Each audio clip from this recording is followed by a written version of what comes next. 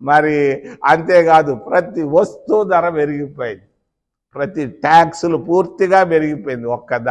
రెండిటి పైనే ఆపి ఉండారు ఇంకా నిర్మలా సీతారామన్. నన్ను నడిసే వాకింగ్ పైన లేదు ట్యాక్స్, దీనిపైన కూడా వేసుకోవచ్చు, ఎవడో ఒకటి చెప్తాడు, దానిపైన లేదు. మొగుడు పెళ్ళానికి ముద్దు పెడితే ట్యాక్స్ లేదు. ఈ రెండు తప్పించి అన్నిటిపైన ట్యాక్స్లు వేశారు. ఇడ్లీ పైన ట్యాక్సు, ప్రతి దానిపైన ట్యాక్స్లు వేసి మరి ఈరోజు ధరలు బాగా పెంచేశారు. మరి నిరుద్యోగం చాలా దౌర్భాగ్యంగా ఉంది. బీటెక్ పాస్ అయిన వాళ్ళు ఉద్యోగాలు లేక డ్రైవర్లుగా వెళ్తున్నారు. ఎంబీఏలు పాస్ అయిన వాళ్ళు ఉద్యోగాలు లేకుండా డ్రైవర్లుగానో లేకపోతే చిమ్మేదానికో తుమ్మేదానికో వెళుతున్నారు 12,000 రూపాయలకి. డాక్టర్ల పరిస్థితి కూడా అధ్వానంగా ఉంది.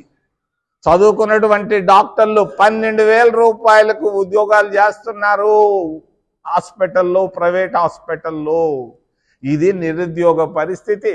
దీనికి ఏదైనా చేయాలి కానీ పిచ్చి పిచ్చి ఆలోచనలు పెట్టుకొని ఆ మన సుప్రీంకోర్టు ఒక జడ్జిమెంట్ ఇచ్చింది. ఏంది ఆ జడ్జిమెంటు? పిచ్చోళ్ళు కూడా రాయరు వర్గీకరణ పైన. భారత రాజ్యాంగంలో ఎక్కడా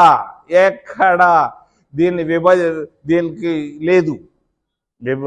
ఉపకులాలను గురించి ఎక్కడా లేదు, విభజనను గురించి ఎక్కడా లేదు. భారత రాజ్యాంగానికి విరుద్ధంగా సుప్రీంకోర్టులో వచ్చినటువంటి ఒక ఆర్డరు, అది డిజార్డరు, అది కరెక్ట్ కాదు, దాన్ని ఖండిస్తున్నా. కావాల్సింది వర్గీకరణ ఎక్కడా? సుప్రీంకోర్టులో 33 మంది జడ్జీలు ఉన్నారు. 33 మంది జడ్జీల్లో 20 మంది ఒక్క కులానికి సంబంధించిన వాళ్ళు. నేను చెప్పడం నాకు ఇష్టం లేదు, అయినా చెప్పి తప్పదు. బ్రాహ్ములే 33 మందిలో 20 మంది బ్రాహ్ములు సుప్రీంకోర్టు జడ్జీలుగా ఉన్నారు. అక్కడ కావాలి వర్గీకరణ. మా రేవంత్ రెడ్డి ఏదో వర్గీకరణ గురించి అసెంబ్లీలో మాట్లాడడం విన్నాను. అబ్బా, అద్భుతంగా మాట్లాడాడు, అద్భుతమైనటువంటి ఉపన్యాసం. నేను అడుగుతున్నా మా మిత్రుడిని, వర్గీకరణ క్లార్కుల్లో కాదు, జూనియర్ ఇంజనీర్లో కాదు, డాక్టర్లో కాదు, వర్గీకరణ కావాల్సింది ముఖ్యమంత్రుల్లో. ఏమి ఆంధ్రప్రదేశ్ రాష్ట్రానికి ముఖ్యమంత్రులుగా ఈ 2 కులాలేనా ఈ 75 సంవత్సరాల్లో? 75 సంవత్సరాల్లో 70 సంవత్సరాలు 2 కులాలే పరిపాలించాయి. ఇక్కడ తీసుకురండి ఆ వర్గీకరణ, నేను ఆహ్వానిస్తాను. ఆ ఏకసభ్య కమిషన్, మిశ్రా కమిషన్ నేను ఖండిస్తున్నా.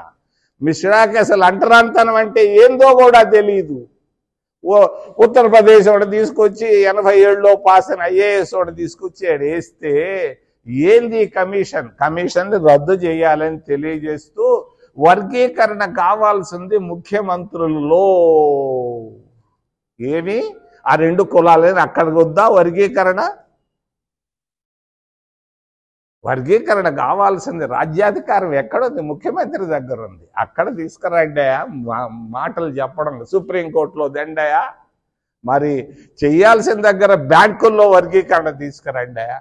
ఇది కాకుండా ఏదో పిచ్చి పిచ్చి మాటలు, ఏదో సామాజిక న్యాయం జరిగిపోయిందంట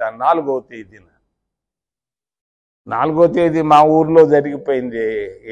అది ఏమంటారు, రథసప్తమి.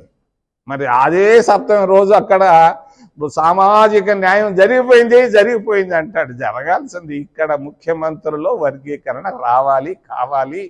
మరి దేశ పరిస్థితులు బాగా లేవు, అభివృద్ధి అంతా ఒక్క ప్రాంతానికి వెళ్ళిపోతా ఉంది.